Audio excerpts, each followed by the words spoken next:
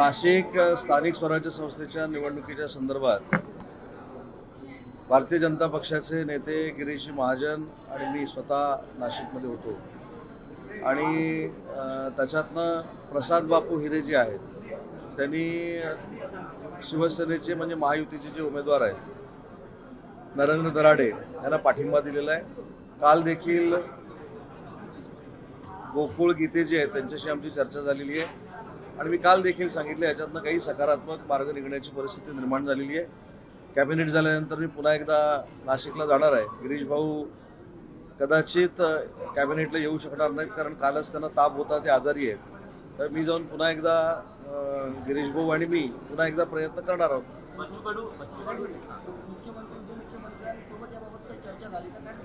गिरीश भाऊ स्वतः मुख्यमंत्री महोदयांशी बोललेले आहेत, मी काल मुख्यमंत्री महोदयांशी बोललेलो आहे। गिरीश भाऊ स्वतः शिंदे साहेबांशी बोलले आहेत, मी तर संपर्कामध्ये शिंदे साहेबांच्या आहे।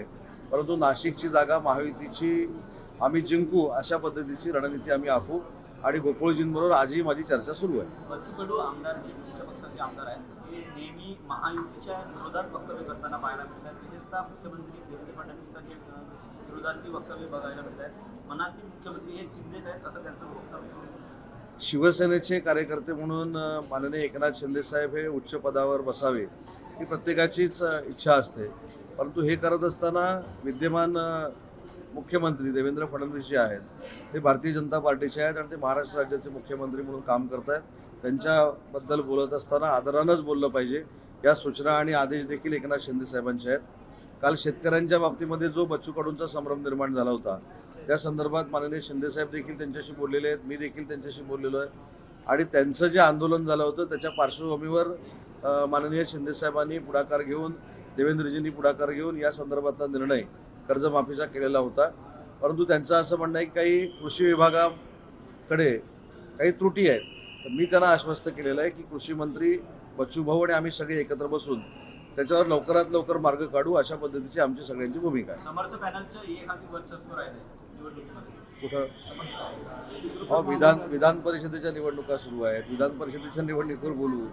ती निवडणूक झाली, तुम्हाला याच्यामध्ये त्याच्यापेक्षा त्याच्यातच फार इंटरेस्ट दिसतोय। मला असं वाटतं की या सगळ्या संदर्भात विधान परिषदेची निवडणूक आमच्या दृष्टीनं महत्त्वाची आहे। जी निवडणूक झाली, जे कोण जिंकायचे ते जिंकले, जे कोण हारायचे ते हरले, तो प्रश्न मला विचारून काय उपयोगाचा आहे।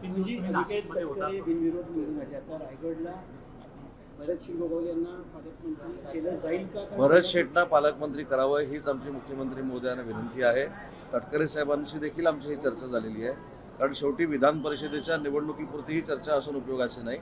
दिलेला शब्द पूर्ण करण्याची जबाबदारी ही आमच्या सगळ्यांची आहे आणि आम्ही तटकरे साहेबांसमवेत एकत्र मुख्यमंत्री महोदयांना बोलू, त्यांच्याशी चर्चा करू, विनंती करू। परंतु रायगडची पालकमंत्री पदाची जी जागा आहे ती भरत शेटना मिळावी हीच आमची इच्छा आहे आणि या बाबतीमध्ये ज्या काही चर्चा झाल्या, या बाबतीमध्ये ज्या काही कमिटमेंट झाल्या, या बाबतीमध्ये ज्या काही शब्द दिले गेले ते आता बिनविरोध जागा झाली म्हणून विसरून उपयोगाचं नाही, ही देखील माझी विनंती आहे सगळ्यांना। काल इंडिया आघाडीची बैठक झाली, त्यामध्ये उद्धव ठाकरे सुद्धा व्हिडिओ कॉन्फरन्सिंग ऑनलाईन होते।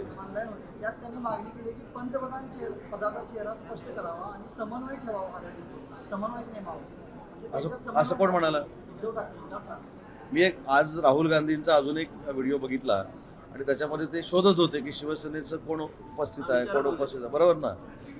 ते आपल्या दृष्टीनं महत्त्वाचं आहे, तर ते शोधत होते। त्याच्यानंतर त्यांना कोणीतरी सांगितलं की ते शिवसेनेचे युबीटीचे जे नेते आहेत ते करोनामध्ये जसे ऑनलाईन होते तसं आजही करोना न गेल्यासारखं ते ऑनलाईनच असणार आहेत। तर तुमच्या माध्यमातूनच आम्ही ऐकलं आणि एखाद्या संघटनेबरोबर चर्चा करत असताना समोरची संघटना त्यांचे संजय राऊत साहेब सांगतात की राहुल गांधींचं नेतृत्व एवढं मोठं आहे की ते जगात भारी आहेत, पण त्यांच्या मिटिंगला ऑनलाईन मिटिंग करायची हे कितपत योग्य आहे हे त्यांच्या सगळ्या बॉडी लँग्वेजवरनं दिसत होतं आणि ऑनलाईन मांडलेल्या भूमिकेला तिथं काही किंमत मिळेल असं मला वाटत नाही। धन्यवाद।